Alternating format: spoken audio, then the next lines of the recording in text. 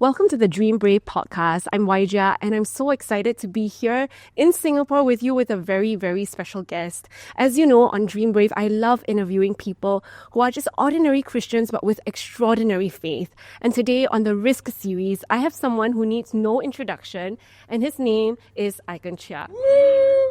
Aiken, welcome to the show. Thank you so much for having me. Yeah, Aiken, you are just multi-talented. I mean, I know you are primarily a content creator who, I would say, sorry, I'm using the word specialized because I'm like from a medical background. Yeah. Specializing in food and travel. Yes. But also, most recently, I was so drawn to your content when you started doing this Heart to Heart series. Yeah, and I think, I felt it was such a privilege for me when I was just in Tanzania one day, just walking around the garden, and then I got your call to be on your podcast. Yes. And that was when we developed a friendship. And I think we were just so surprised that we had so many things to talk about that was in common. Absolutely. Yeah. I was so happy. I was like, when you sort of like put in a request, I'm like, I don't know if we'll hit it off, right? But the moment we started talking, sharing stories and all that, it's like, wow, we could go on forever. Yeah, so a lot of the experiences, a lot of those common points, really resonated. So we've been online friends since, so it's so nice to finally meet you in the flesh. Today is actually the first time we're meeting in person. How cool is that? Absolutely. Yeah. And, Aiken, I love what you do, and I was so excited to interview you because I really feel like you are someone who has gone outside the lines drawn for you. Right. And slowly when I heard your story, I was like, wow, this is it. Because, I really want for you to first introduce yourself in a way that, because not everybody knows you, even though you're already so famous. And also, I want to hear where you came from as well. Like, what kind of childhood you had and what brought you to doing what you're doing now. Okay, got it. So I'm a content creator, as you mentioned, based in Singapore. I primarily do food and travel content. Of late, because I was previously hosting a food show that went for 200 episodes.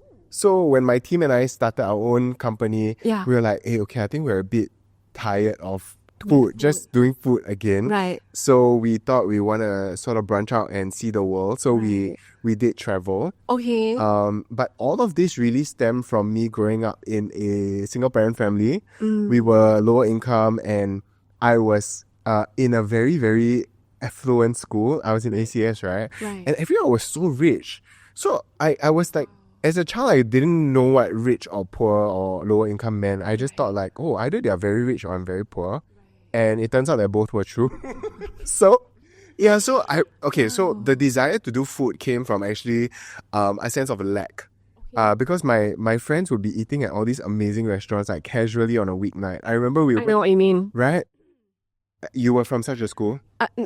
Well, when I was in medical school, people would study at cafes at Dempsey, and you'd be like, okay, sorry, I'm not part of the group. Yeah, so like, I get what you mean. I remember they were like at like weekday night at Tong Lok Seafood having dinner, and I was just like, and at that time I think like my parents were really struggling. So even when I met my dad, we were struggling, and I didn't get to eat at a restaurant. So I told my dad one day, I was like, hey, I'm gonna eat. Mark my words, I'm gonna eat wherever I want to next time. Yeah, and then I sort of superseded that because now I get paid to do so. Wow. Which has been a dream come true for me.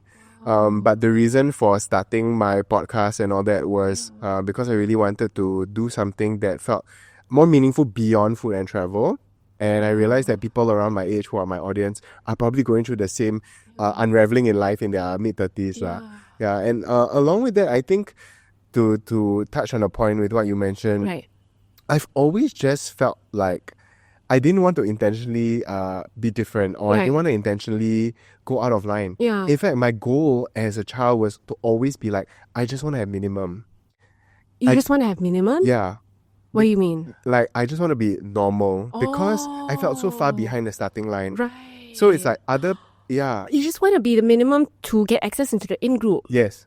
I get it. Yeah, like how come everybody in school, their parents pay for their school fees, right? But I couldn't. Like I had to find a way to pay for my school fees. So to me, it's like, I just want to be normal. Right. I want to be minimum. Yeah. So imagine just feeling like, I don't even have the bare minimum. I always felt like the minimum was so hard to attain. So as much as I was sort of out of line or out of the group, I always felt just a desire to be like, I just want to be normal. I just want to go to school, go to poly, go to uni, and then like, call it a day. Call it a day. Yeah. But little did I know that actually constantly having to innovate and to survive and to be resilient and to be creative really paved the way for me to be where I am now. Yeah. Wow. Aiken, your story is so inspirational to me because you started off with just wanting to be minimum. You said, you just started off with being in a single income family. Yeah. And when I assume that food security was not always there. Yeah. But now you're not only doing like, food and travel. And to me, travel is like a passport to the world. Yeah, absolutely. Right? And people pay you to do that. Yeah. Right? And I remember you sharing with me also that it was not easy being in a single income family because even when your mom wanted to make a donation to like an orphanage in Nepal, you were like, how about me, right? Yes, right? absolutely. And now, I mean, the incredible thing is that, wow, you are making your own livelihood from something that is so vastly different from what people told you couldn't do. Yes. Right? Yes. Because back in the days, I remember you telling me, like tell us how you did in school. Okay. Yeah. So in school, I always knew my strengths were language and like humanities, literature. Yeah. The language-based subjects, I would thrive. Right. Yeah. But at that time, I was constantly being told that I need to do well in math and science, which I was very weak in. Yeah. And it felt like no matter how well I did for my language, right, I would always be penalized for my math and science. Yeah. And I just could not get over that, and I felt so stuck. Right. And at the same time, I didn't feel like I was dumb because I was so aware of my strengths. Yeah. I was like, I'm getting A1 all the time easily for my language subjects, but I just can't break through math and science. Right. And so it was just very, very difficult to get through school, trying to fit into what is required. How did that make an impression on your self-image, on who you were as a person? What do your parents say? What do your teachers say about you? How do you feel about yourself? Oh man, I felt like there are so many good qualities and strengths that I had, but I felt very overlooked. Like it's almost like, oh, now that math and science isn't good, those that don't matter. Right. It's like you can get 4 A1s for your language-based subjects, but then because math and science is like, then it's like, it almost feels like it just stains the page. Right. And then like, one time I remember I told my principal that I would like to take pure literature because I'm so confident that I can do well in pure lit. Right. And versus principle of accounts, And then he said, like, not kidding you, he said, you cannot take pure literature because it is only for our top express class. And you're in normal academic. But he did say, so cannot. So then he did say to me, he said, if you want to take lit, you need to apply as a private candidate because chances are you're not going to do well. Ouch. And you will bring down the express classes aggregate. He said that to you? Yeah. Oh my God, I'm so sorry, Aiken. I was like... That is so painful. I'm so happy to tell you now that now in the education system, they have sort of amended this. So now it's like a subject-based banding. Okay. So that this is, I wish it happened during my time, right. But at least it's starting to happen now. Okay. So when I read the papers that, there's subject-based banding now in Singaporean schools, I'm very happy. Okay. So that students will be tied to their strengths and they can work and develop their strengths rather than constantly be penalized. Wow. Yeah, okay, but this is something I really have to like, so this story really, really struck me when I first heard it because I can who in the right mind would go and apply as a private candidate for O-levels for literature? Yeah, when I'm already in the school. Yeah, like what gave you that passion? Like why? Like your teacher already told you, look, I don't think you can make it. Yeah. And then the other thing is that there's a lot of effort to go out of the box to go and apply as a private candidate. Yeah. I knew that I could do it. Wow. I knew that I could do it. And I loved the subject. What happened? What happened was I got myself into a private tuition as well because I couldn't go for the lit class in my school. What? Because I'm a private candidate, yeah. So I applied for private tuition. So there was a private tutor. Wow. Who very graciously, I remember, she didn't charge me. She coached me for free, and till this day I'm so appreciative. Oh wow. And I love this part of the story. Tell us. On the day of the results, okay, I look at the screen, right, and they put there pure lit, Yes. express class, the A's, right? 0%. Normal academic, 100%. And I'm the only you are the student. one. You are the one. You are the one. Oh my goodness, Aiken. Yeah, I did it. Oh my gosh, can I confess something to you? Yeah. I'm also a literature student. High five. Yeah, I'm Lit also. Yeah, I think I hit half lit. Oh, that's great. Never mind. But Very my good. class was one of those weird classes where we had too few people to make up, and so we had to combine with another class. But personally, I always think literature, like I'll tell my children this, that literature is the most important subject you will ever learn in your life. Right? Listen up, everybody. Yeah. Right? I mean, it tells you about the human mind, the human heart, the spirit. Yes. My goodness. Yes. But you know, I can okay, this story is so characteristic of you. Like somebody who refuses to colour within the lines. Yeah. Right? And if you don't like the picture that I'm making, I'm going to colour outside of it. In fact, I'm going to start on a blank new canvas and draw the lines myself. Yeah.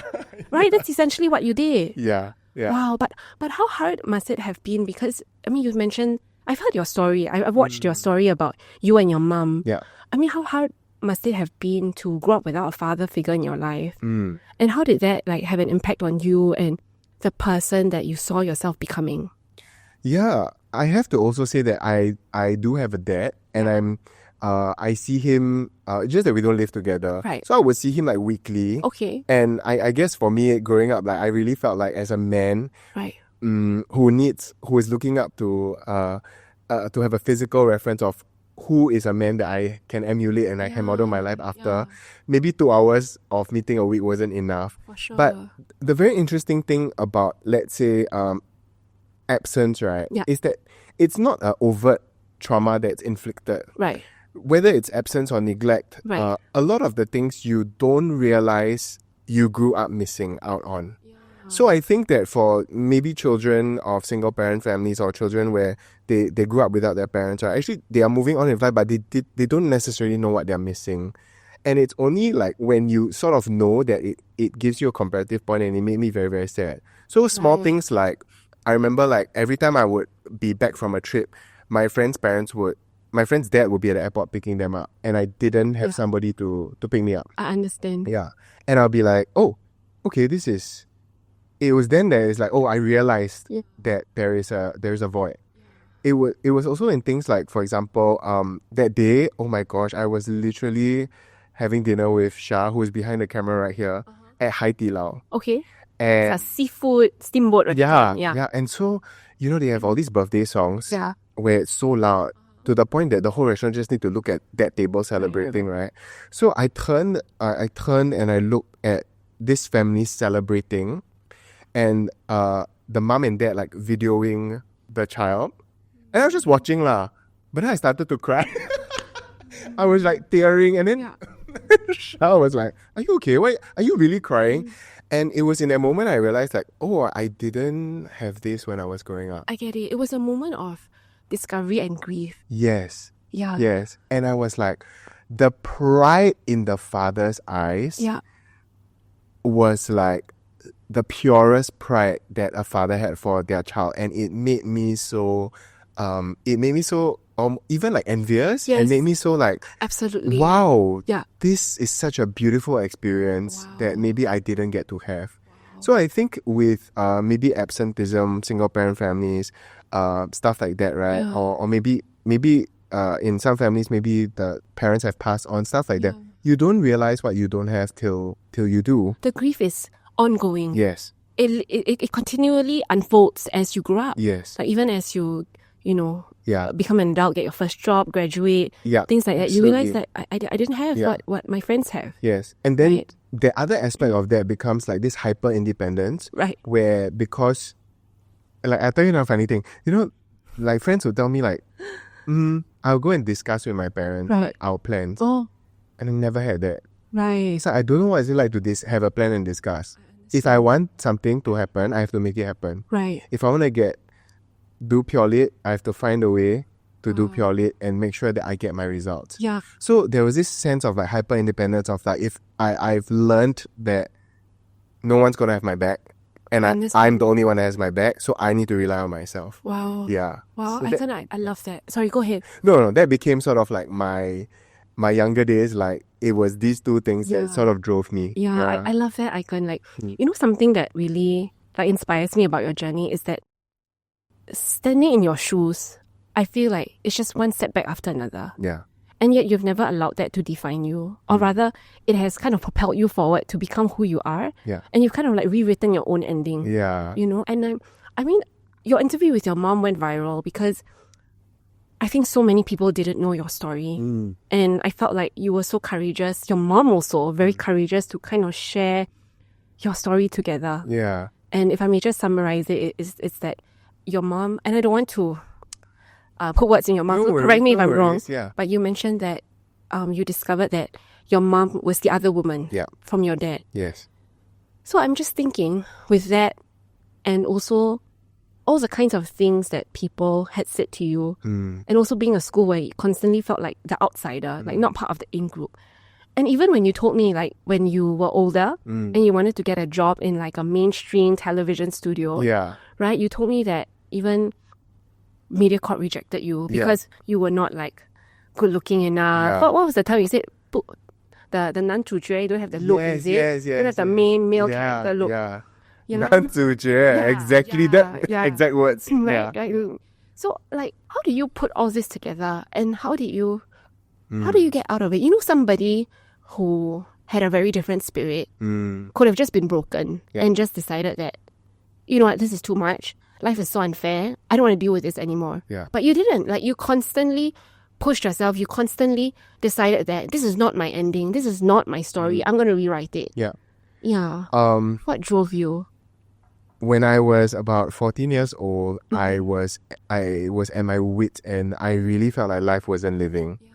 I really felt like if no one's going to have my back, if I cannot please my parents, it just felt like life wasn't great. Right. And most of all, actually, I longed to be loved by a parent. I longed to be cared for and nurtured by a parent. Growing up in a home that always felt very unsafe, and growing up in a home that felt like my mom at that time, she was also not fully making great decisions yet. So it just felt like, wow, my whole life is chaotic. I do have some strengths, and it really sucks. So what was interesting was that I think God came into my life when I wasn't looking for him. Right. And it came through a very, very odd miracle, which is that one day my aunt said to me, hey, can you come over? There's a guest from overseas and she's coming to give a Bible study. And by this time, I had a truancy problem. I'd stopped going to school altogether. I'd given up. Because I'm like, I just can't do this anymore. You? 14. Wow. Yeah.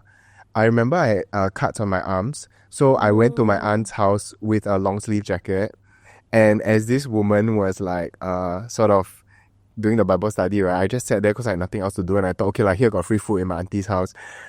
She looked at me, this pastor from Africa, and she just said to me, you've got a spirit of death on you. And I was like, great. Wonderful. You too. And she said, but the Lord wants to set you free. Wow. And the first thing she asked me is, are you willing to forgive your parents? Whoa. And I remembered that everything inside of me was screaming, no way, no. But I knew that there was a yes in there. And I knew that when she was asking me about forgiveness, that God was asking me, that was the key to the first step of freedom and healing for my life that had been so broken and so devastated at that time. So I said yes. And I remember I lifted up my hands because she wanted to pray for me, and I could see my hands in front of me, but I couldn't feel them anymore. And then quite miraculously, right, I really, really felt this incredible like love of God over me. Right. And I started to cry and cry and cry, and I started to grieve over my childhood and my parents. But that was really interesting because at the end of that, this pastor said to me, I have a word for you. And she said, you are a gift. You're a gift from God. Wow. And you know, all my life, I've been hearing just like I'm a mistake. I've been hearing that I'm not good enough. I'm not thin enough. I'm fat. I'm, you know, all these things. Right. And suddenly here comes God saying like, I'm a gift. to the world. It just was opposite of everything that I've heard. And she said, he doesn't want you to just know that as a word in season. It is your identity. And when I was 14, I was like, this sounds great, but it doesn't feel like it right now. But that encounter with God's love absolutely changed my life. Wow. And from then on, I started to know God as Father. And so beyond a church, beyond a denomination, beyond religiosity. Exactly. You had a personal relationship with God. That is amazing, Aiken. I would just ask him, hey, I got no money for school fees. You have to pay your father, right? I need you to give me the So you had fees. these conversations. Yeah. Wow, that is incredible. At the age of 14. 14, 15, especially during school, I'll be like, hey, I have no money. You say your father, right? You give me the money for school fees. And it will happen. Wow. It will happen. I'll tell you one crazy, my favorite one, right? Is that I was in poly and I had no money for school fees. Yeah. So these guys are chasing me. They're like, to the point that they say, if you cannot pay these school fees, right? You cannot sit for the exam. So I said, I'll try my best. Right. I'll try my best. So my care person, my form teacher in that sense, she came up to me and she said, hey, they're chasing you for the money. You have to pay. If not, you cannot sit for the exam. I said, I don't have the money. I'm trying my best to raise it. Yes. She takes out her card. She says, let's just settle this first. Okay. I need you to take the exam so that you can go forward and get a diploma and have a different life. She swiped her card, 1,008 from her own salary. Wow. She paid for it. Yeah. Wow. And God always has spent my whole life, he's always provided. Wow. Miracle after miracle. Wow. Yeah. I love that. And I mean, I can relate so much to that as well, right? God being provider. Yeah. But this is the thing, you see, I think what I love about your story is that, you had so much lack, so much struggle, so much condescension and disdain that people put on you, right? And yet today, you're doing food and travel content. How interesting. Yeah. I feel like you have reclaimed the whole, like food was once a symbol of something you couldn't have. Yeah. A symbol of insecurity because there was never enough. Yeah. And travel was probably something so unattainable. Yeah. Right? Yes. So can you tell us that, so now there's this huge gap in your story, right? How did you get from there, being in the valley, to actually doing what you do now? Because now I feel like you have just flipped the script. Right. Right? You're like, now I am on top of this. Yeah. And look at how God is providing. I even loved what you told me. You said that, the reason why you can do the heart-to-heart podcast with me doing what you love is because you are doing so well and you're flourishing in your food and travel. Yes. Yeah, so tell us, tell me about the gap. Yeah, the gap, right, is I was in church one day and I was giving the announcement and I was a broke student still trying to pay for my school fees. And then somebody said, hey, you're quite funny when you give the announcement. Why don't you try being on TV? And I just thought anything that would get me more than $9 an hour, which is what I was earning at the airport part-time last time. I was a customer service consultant or whatever. Wow. And I was like, okay, sure. So I went on this website. It says anything that says Chinese male 20s, I will go and audition. Wow. And this was right at a time where traditional media was phasing out, but haven't completely phased out. Yeah. And so I would just audition old school style. I'm very grateful for the traditional media training, but I would go down to production houses and audition it's a competitive sport. Wow. But what happened was that my first audition was for filet o fish in Chinese. Oh, wow. So I flung that. I failed that badly lah. I mean, do you know what filet o fish in Chinese is? Yeah, that's why who knows, right? Yeah. Exactly. So I didn't do well for that. So what is it? I have no idea. Till now, I can't tell you. Sorry, McDonald's. They are one of my favorite clients. But within 2 weeks of auditioning, I booked my first show. Oh. And it was a kids show. Oh. And so it was a science show where I had to teach kids science in a fun way. But that show was monumental because first of all, I made my first it's like your debut. My debut. It's so special. Yeah. 2 weeks. Yes, in 2 weeks, yeah. And I booked the show and I got to do it for my internship in poly. Wow. Yeah. How special. Yeah. In English? In English. Okay. Yes. Thankfully, if not, the kids will be like, what are we learning? But yes, yeah. So that show really showed me that I had some strengths. It was the first time, right, where I was like, I love doing this. I love being in front of the camera. I love being in media. Right. Yeah. So naturally, I tried to go down that route, and I was in MediaCorp, which was the only sort of media outlet we had in Singapore. But I could never fit in again. It was like they were telling me that, hey, you need to be you need to have like a chiseled jawline, look like a 男主角, a male lead. Right. You need our biggest platform is Channel 8 drama, where the most eyeballs are. So you have to learn Chinese. You have to learn Chinese. You have to, but none of that. Like I could never ever align with that. It was so hard for me. I did do what I can. I dropped the weight. I remember somebody, an artist, like an older artist, said, if you're gonna continue like that, you won't ever make it. Ouch. Yeah, I lost 8 kg in like a month. Wow, oh, that's a lot. Yeah, and like I'm that kind of like, okay, if you say whatever, I want to prove you wrong or whatever, right? But then it came to a point where all the doors were closed in MediaCorp, in traditional media, and I realized, like, I remember I was praying and I told the Lord, okay, it really looks like all the doors are closed. I've won several competitions. I came in runner-up with several competitions. I've done a bunch of shows, and I'm going to just like give this up. Okay. Yeah, so when I gave it up, I thought like, fine, I never thought I wanted to be a host anyway, so let's just get back to my degree.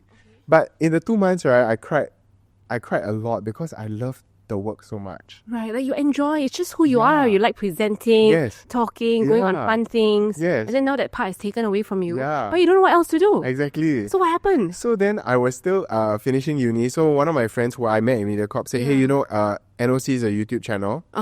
They are looking for a food show host. Okay, tell us what NOC is to our international audience. Yes, for our international friends, it's one of like Singapore's pioneer YouTube channels. Okay. And they're called Night Owl Cinematics. They're now closed, but at that time they were sort of the pioneers and the forerunners. Rising. In that space. So they had a huge platform, like a million subscribers. And they invited you? Yeah, and so I sort of tried again. I showed up and then... So you applied for it? Yeah, I got connected, like a friend introduced me. Okay. And then I just started hosting this food show. Wow. That became, I think, one of the biggest food shows in Singapore. We had millions of viewers, and that really suddenly gave all this work that I had put in, like hosting and all of that. Came together. It all came together. It suddenly all came together and you were actually good at it. Yes, and I was ready. Yeah. I was ready. Yeah. Wow. So it finally felt so nice because it was like the hard work that I'm doing now gets recognized. Yeah. And not only that, because it went from traditional to social media, that was the flip that was very relevant and needed for me as well. Right. Yeah. Wow, it's almost as if for the first time in your life you felt seen Yes. and affirmed and validated. Yeah. Yeah. Wow. At the same time, I was very happy that I grew up in a very like loving church community. Yeah. And I didn't need to use media or my work in media to sort of like validate my own sense of self-worth. Okay. I felt so loved in my community that I didn't need to use media to say, okay, now I'm somebody. Oh, I'm so glad. Yeah. Because sometimes success can do that to us, right? We find our self-worth in something that we're really good at, and then that becomes like an idol. Yes, absolutely. So that set me free to just love the work for the work and view it just as work. Yeah, because you are very grounded. Like when I first met you, and even now, like I constantly like marvel at how humble you are. You're super down to earth. Thank you. Yeah. And you've never let like all this attention get into your head. Yeah, I hope so. Just that my team might tell you I'm a bit... I would prefer to sit in a nice plane, stay in a nice hotel. But these kind of things. But for the most part, it's because I remember where I've come from. Right. Yeah, and I remember that I was really that boy who is just struggling and who is auditioning, and I pinch myself that I get to do what I do now. Wow. Yeah. Okay, so you were with Night Owl Cinematics. Yes. And then that also had quite a notorious like closing, right? Yes. Did you feel like, why do always bad things happen to me? Did you have the sense of like life, why is life always so unfair to me? Like I thought I was just on a rising trajectory and now it's closed. Yeah. Did you have that valley of like, okay, I don't know what to do with my life anymore. Yes. Where do I start again? Yeah. Did you have that moment? Absolutely. In fact, how I would word it is, I remember journaling and the words that I use was, why am I always caught in the middle of other people's problems? I am not victim nor perpetrator, but I always suffer the consequence of somebody's actions. Whether it's my parents, whether it's my company. So that absolutely wrecked me. And Aiken. yeah. Wow. Yeah, that was like, even till now, if I'm being honest, like with certain things that have been happening, I find myself in that headspace and I'm like... It's a narrative that you have grown up with. Yes. Wow. And it's something in therapy that I'm like, are there things that I can do that will help me change that? I understand. I totally there's a sense of, get you. there's a part of this that I need to take ownership for as well. I hear you. Yeah. But How did you get out of it? yeah, so Yeah. when I left, it was very difficult because they were not just my bosses or partners, they were my mentors. So it felt like I lost mentors. But at the same time, I had learned so much from them. Till this day, I will be eternally grateful for the platform they gave me, for what they've taught me. But you know, because all my life I've been with an agency, when I left, right, I actually had no confidence to do it on my own. Now looking back, I'm like, of course I can do it. But at that time, I was like, are the clients gonna come back? Yeah. Is anyone gonna book me? Yeah. Now that there's no company, who am I? Yeah. And am I just tied to the company? Right. But the thing that really pushed me in the right trajectory was one day when I was just like, finally I had a chance to breathe and I left the company. I was in Korea and I was like trying to plan out my life. McDonald's dropped me an email. Actually, really full circle moment from the filet of fish in Chinese. Yeah, but McDonald's dropped it. Yeah, and they said, "Hey, I want to buy 3 videos from you." Then I said, "On what channel?" I got no channel, right? They said, "Oh, you can start one." Oh, wow. Oh my gosh. That's why I say you are full of full circle moments, you know. Actually, yeah. No, but so funny, right? Like they said, "Oh, you can start one." Then I said, "You know, if I start, I'm starting from 0, right? I'm like 0. Like 0 followers? 0 followers. On YouTube and Instagram? On Instagram, maybe a little bit, but YouTube 0. Wow. Because all my work had been on the other channel. What a God opportunity. Totally. Oh my goodness. And you know, the other channel, they took down all my work. 200 episodes all gone. So it was like, I'm really starting from ground zero. Yeah. Wow. So I said, "Guys, are you sure I have 0? Yeah. And they said, "Yeah, sure, it'll be fine. Wow. We'll put our money on it." They bought 3 videos without a channel. Oh my goodness. And? And then I hired Shah. I said, "Hey, Shah, you want to do this together again?" Because we've been working together since we were in secondary school. Wow. So that was your entrepreneurial start? Yeah. Oh my goodness. Then we started and then we planned the channel. Right. And then that was in just 2022 in May. And now, here we are. Wow. Yeah. Oh, I love it, Aiken. Yeah. I love it. I love it. I'm just marveling at how God has orchestrated so many things in your life. Yeah. It's just one level after another. Yes. Like, all these are stepping stones. Like, you know, when you look back, you just see like a mess. Yeah. Like, my life is so mess, mistakes, chaos. But that's, like you said, it's like every time something bad happened, God orchestrated it for something good. Yeah. Because if it had never closed, Exactly. you would probably have never found your own voice. Exactly. Because it was so comfortable, it was so good. You probably would have continued to climb that trajectory. Exactly. But because of this forced closure, Yes. you had to come to terms with, I am just me now, Yes. and this is where I'm going to go. Exactly. Right? And God could present himself to you in that way. Yeah. Did it feel like a risk, Aiken? Or did you feel like, oh, never mind, I have McDonald's backing me, it's fine? Or after the 3 videos, did you feel like, oh, what now? It felt very odd to be on my own. Right.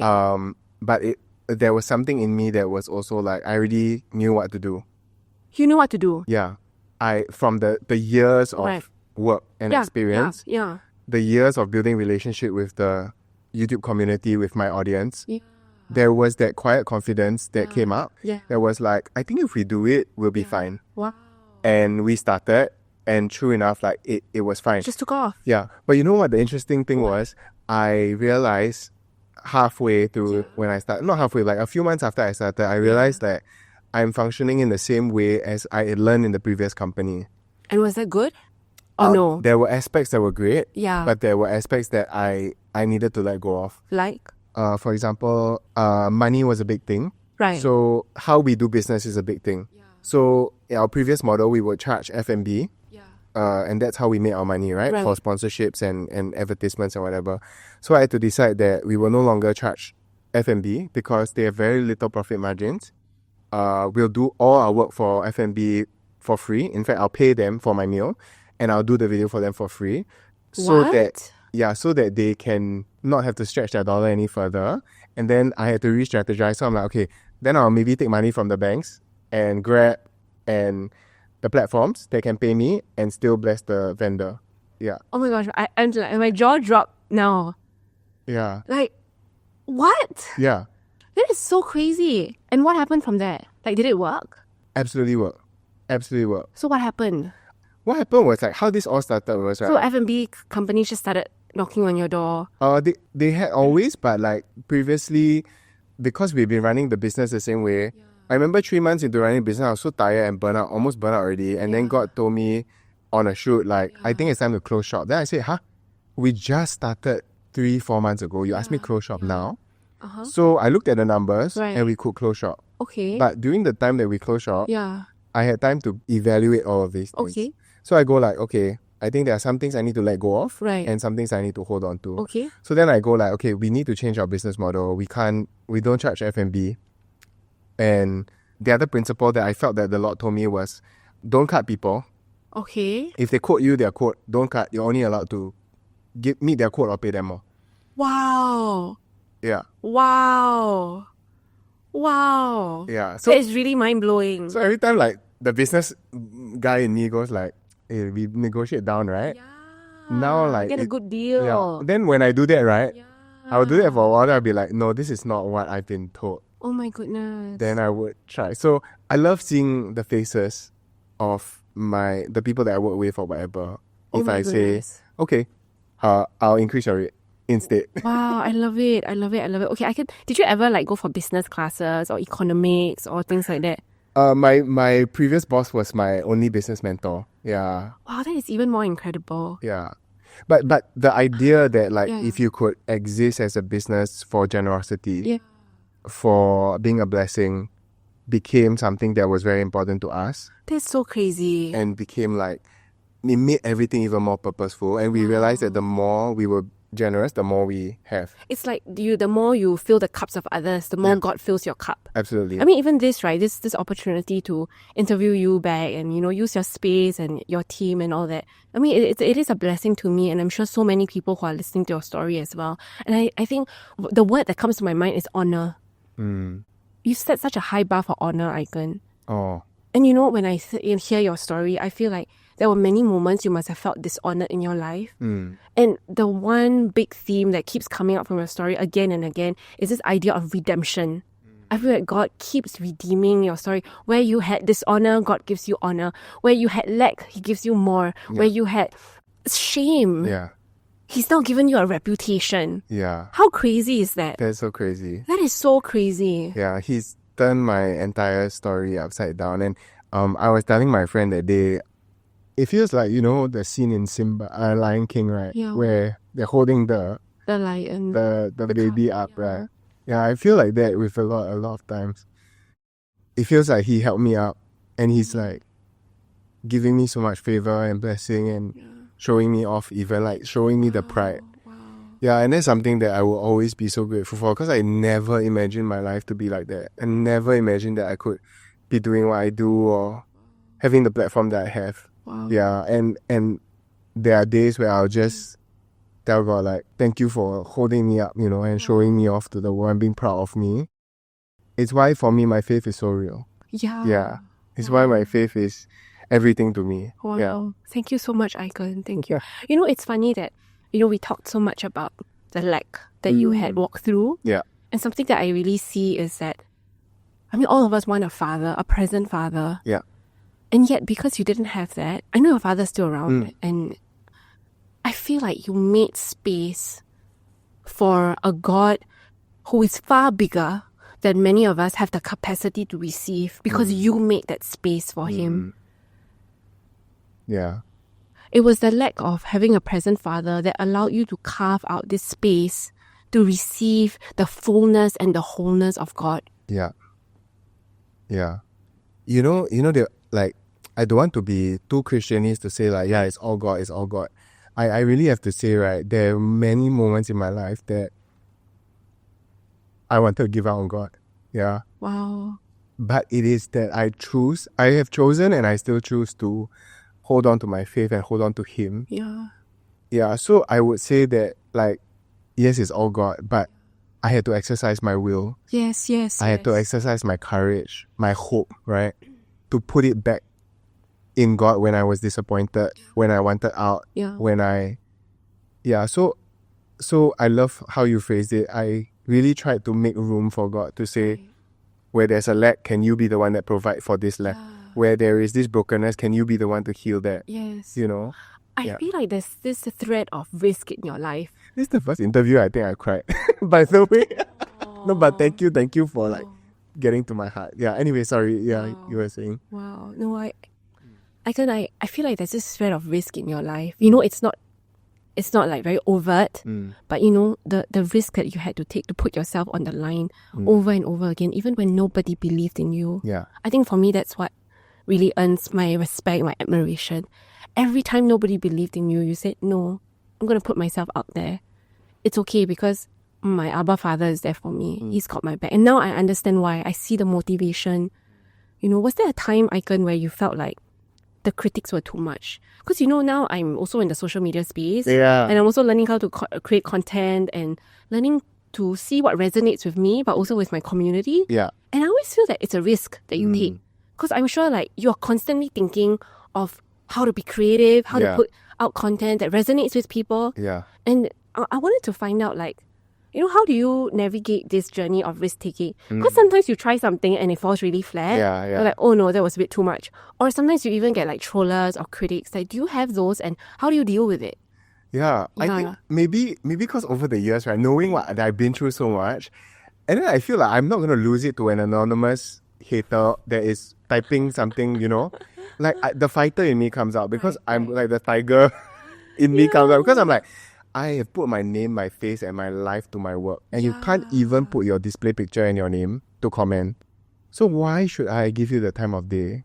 I would love to just honor my work, my effort, my attempt, my failure even, than to give in to your comment. However, if it is constructive, if there's something I can take away, I will really do my best. Wow. Yeah. But if not, that sort of fighter in me comes up to say like all of this is hard for me.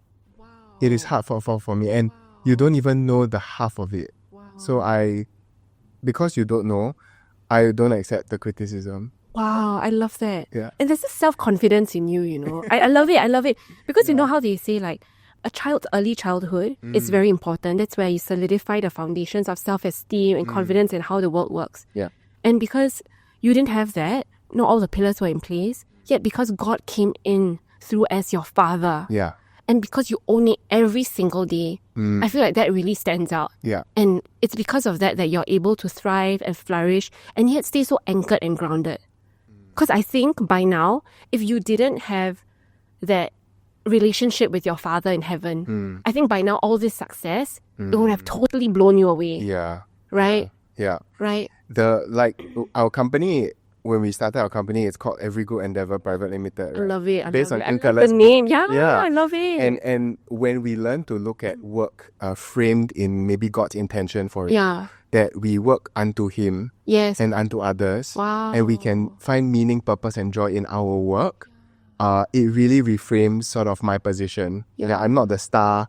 I'm not the famous person anymore. It becomes like I'm serving something that's a lot greater than I am, and I'm very humbled that I get to do it. Yeah. Wow. Yeah. You know, there's this sense of...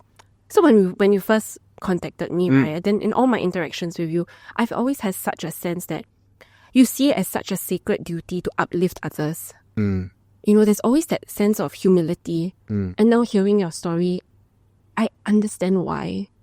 It's because, you know, you have walked through that valley and you don't want others to go through the same. Yeah. Yeah. Right? So on the flip side of that is like I think I'm learning Yeah. that I need to also be discerning and wise, because I used to do it in such a way where it will really hurt me and affect me. So drawing boundaries. Yes. Yes. I love that. Yeah. That's also a journey of growth, right? Yeah, and journey of actually hearing the missing parents' voice.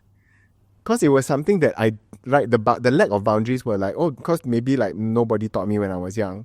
So now discovering this space of like, when I went here, I got a bit too hurt. When I went too far, I got a bit too hurt. So let's recalibrate. Right. It's almost a process of reparenting as well. Reparenting yourself. Yeah, That's what you yeah. mean, right? The Yes, missing parents' yeah, voice. Wow. yeah. Wow. Aiken, what has been like the biggest risk that you've ever taken in your life? Wow. Yeah. Biggest risk. Or one of the biggest. I remember when I was done with MediaCorp. Yeah. I told all my friends and family like I'm done. Okay. Right. I'll talk about it professionally first, then maybe personally. One of my friends, good friends, Alex, he said to me, he brought me to a nice Mexican restaurant. I'll never forget this. He said, "What do you mean you're quitting media?" I said, dude, I have no money. And just for context, MediaCorp is like the only Yes. big television studio that is. So if you quit it, there's like Yeah. no other platform to go Yeah. to. Yeah. So he's like, what do you mean you're quitting media? Then I was like, dude, I'm so broke, like beyond. I'm at the end of the road. And then he's like, you are born for this. Wow. You are born for this. There is nothing else I could see you doing. Wow. Then I was a bit insulted, but I also was also very happy about his belief, right? I was like, nothing else. I'm sure I can do other things, but he was like, no, you're made to do media. Right, Then I was like, okay. So he said, hey, I'll pay for your phone bills, so that if you get an audition, you can get the call back. They won't cut off your line. And I think one of the biggest risks was at that point to get back into media and to say I will do the food show with Night Owl Cinematics. Wow. Because I had already decided it's the end of the road. Yeah. The other risk that I would say, the biggest risk that I would say is a bit more personal to me is constantly choosing to forgive. Yeah. Wow. To practice forgiveness. It is. Yeah. I think that in my personal life of trying to heal and trying to face a lot of issues, right, from the past, to practice and to constantly choose forgiveness, let's say even with my parents, was a risk that was like, hey, like, is this going to work out? Are they going to hurt me? Or like, is this... There was a point in my life I want to cut both my parents off. Right. I remember I said to my cousin, I want to be legally emancipated from my parents. I want to cut them off, right? Because I was so hurt. Right. And I think that one of my biggest personal risks was to believe God, to say that forgiveness is better. Wow. Forgiveness is very, very painful and feels impossible for you, but it is a better way. And I just said, in all other areas you have been so good, I will just have to just try and take your word for it. Wow. I love what you said, Aiken, that it's not just a one-time forgiveness. You say it every day. Yeah, you but choose forgiveness. Yes. Because every day, something happens, a memory comes up, Yeah. and you have to grieve a new thing. Yeah. Yeah. It's an everyday choice. Correct. Yeah, and I love what you said about... I like that you shared both professional and personal risks. Because for other people, they might think, that's not such a big professional risk. I mean, you were already good. Right. But I can imagine from your perspective, it's that you had already given all of yourself to this. Yeah. And will I reap what I have put in? Yeah. Because you've given like 100%. Yeah. Wow. Wow. And even as we start to, get to a landing point and start to close, Aiken, what would you want to tell people who want to go out of the box and take a risk? Because, I mean, for you, now I can see that, it wasn't just a step in the dark. Yeah. You actually took steps to pursue what you loved. Yeah.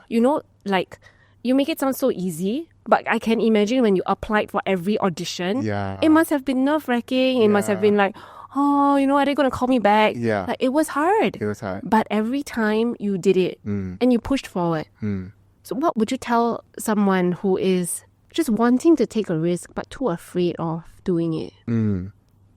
Back then, I think we're in that mode of trying, right? Maybe you don't have a lot of time to weigh out the pros and cons. So my philosophy or my prayer, my very quick emergency God prayer is, Lord, I'm gonna run towards every open door until you close it.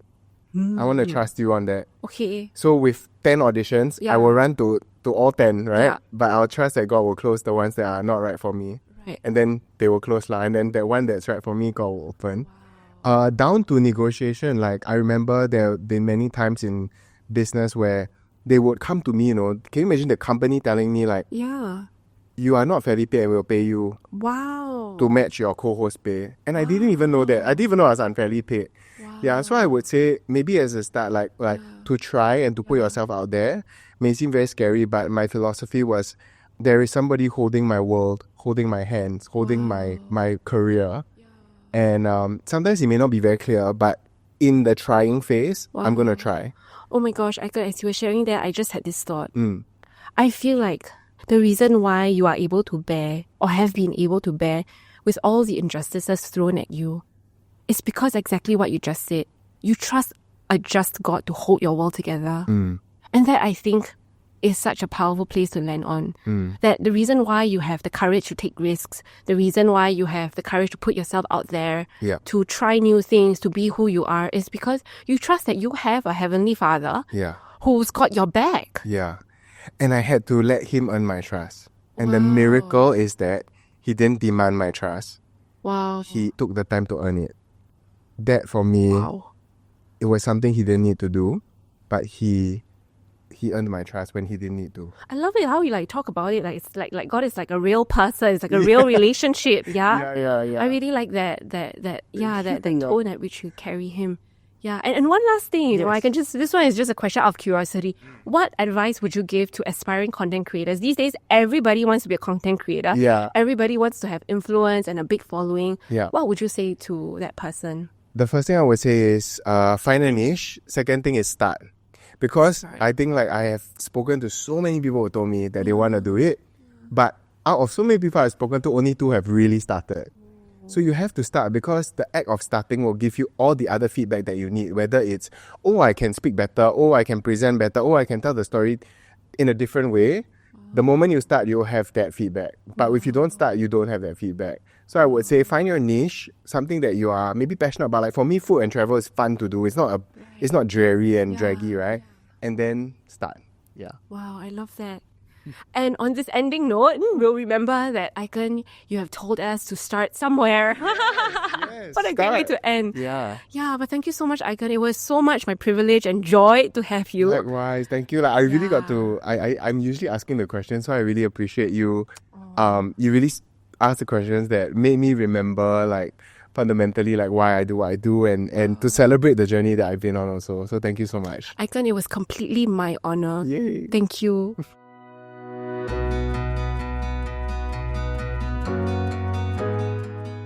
If you enjoy this podcast, would you do me a favor? Leave a review on the podcast so that more people can discover what it means to dream bravely for Christ. And if you know someone you think would be wonderful for me to interview, or if that person's you, drop me a note at hello@kitedreams.org. See you next time.